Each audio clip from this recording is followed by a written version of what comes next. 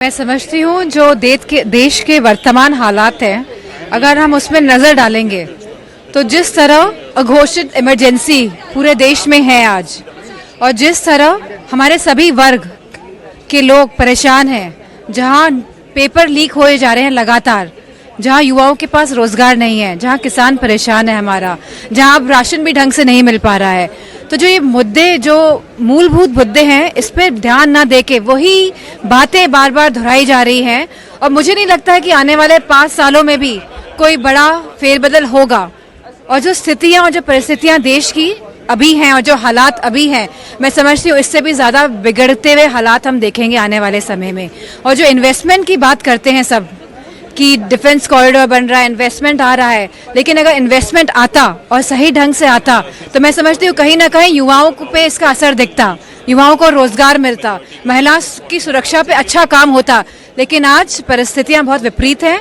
इसी के साथ मैं धन्यवाद देना चाहूँगी पूरे देश के लोगों का भी कि जिस तरह उन्होंने अपना सहयोग और साथ दिया पूरे देश भर में, और जिस तरह एक मजबूत विपक्ष आज है पार्लियामेंट में, संसद में, और इस मजबूती के साथ पूरा विपक्ष एकजुट होके लोगों के हित के लिए आवाज लगातार उठाता रहेगा।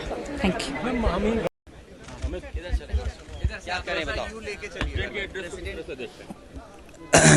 यह सरकार का भाषण था, और जब सरकार ये दावा करती है कि दुनिया की 5वीं अर्थव्यवस्था और 30 नंबर की अर्थव्यवस्था बन जाएगी, तो किसान क्यों दुखी है, किसान क्यों संकट में है?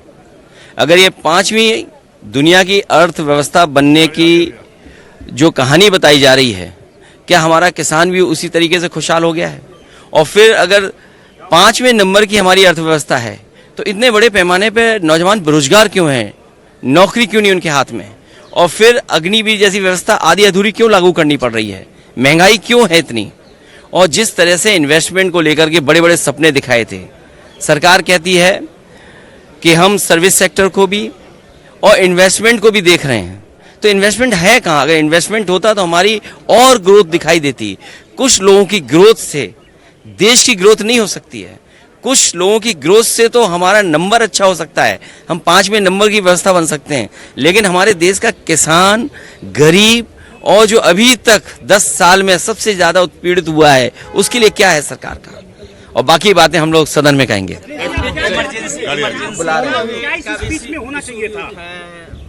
किसने? देखिए, ये सवाल भाजपा के लोगों ने क्या किया है? इमरजेंसी में जो लोग जेल में रहे, समाजवादियों ने तो उन्हें सम्मान दिया, वेतन दिया, और भी सुविधाएं दी। क्या ये सरकार सुविधाएं दे रही है? सुविधाएं दी होती, उनका सम्मान दिया होता, तो शायद बात की होती तो अच्छा लगता है। देखिए, मैं कह चुका हूं कि उन्हें ये लगा होगा कि प्रधानमंत्री जी जब शपथ लेने गए थे तो प्रणाम नहीं किया था, हो सकता है इसी वजह से उनकी भावना इस तरह की आई हो कि हटे। और कॉन्स्टिट्यूशन, अच्छा कॉन्स्टिट्यूशन, हम ही अगर ये बात पूछें कि सरकार को कॉन्स्टिट्यूशन के लिए लगाने के लिए क्या दिक्कत है? अखिलेश जी, राष्ट्रपति का जो अभिभाषण जाने दो, उन्होंने 370 की बात की है, जम्मू कश्मीर में संविधान।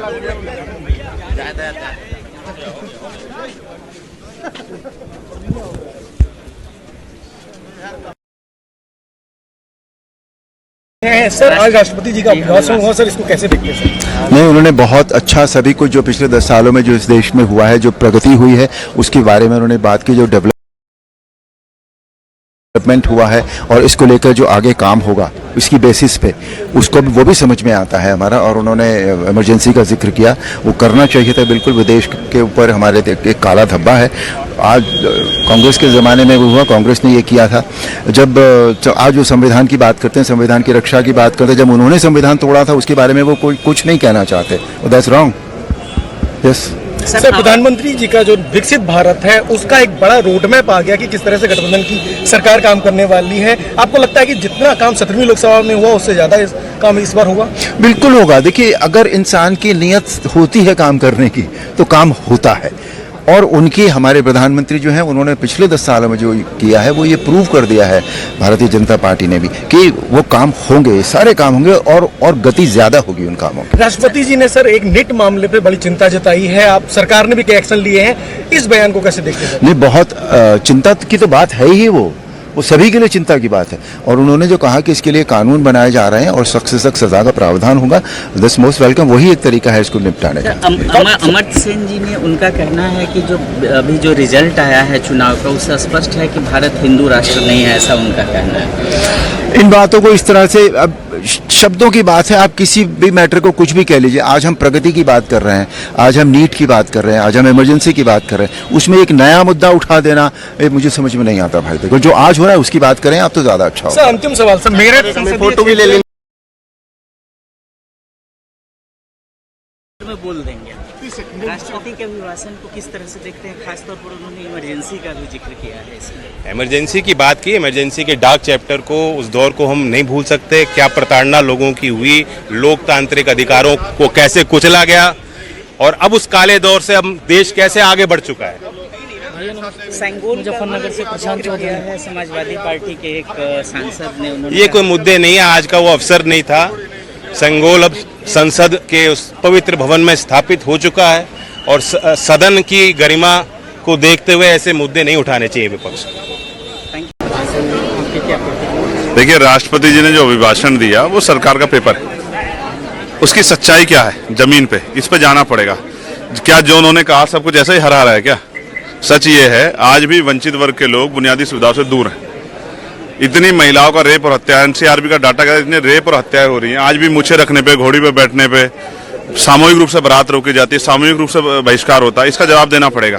कितने लोगों को जो है बुनियादी सुविधा मिली है, बच्चे सुसाइड कर रहे हैं, स्कॉलरशिप का पैसा नहीं आ रहा है, बैकलॉग नहीं भरा जा रहा है, रिजर्वेशन प्रमोशन लागू नहीं कर रही है सरकार, और तमाम तरह की जो नीट के बच्चों का मामला, पेपर लीक है, इन पे सब पे जवाब देना पड़ेगा। ठीक है, ये कह के नहीं काम चलेगा कि हम बड़ी इकोनॉमी कब बनने वाले हैं। प्राइम मिनिस्टर ने तो मांगा था 50 दिन का समय, अब तो हो गया 10 साल, अब तो दो भाई।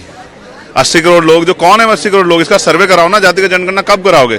क्या सरकार नहीं चाहती वंचित वर्ग के लोग ऊपर उठने का मौका मिले? तो मिलेगा तब जब आप सर्वे कराओगे। सर्वे आप करा नहीं रहे जाति का जनगणना।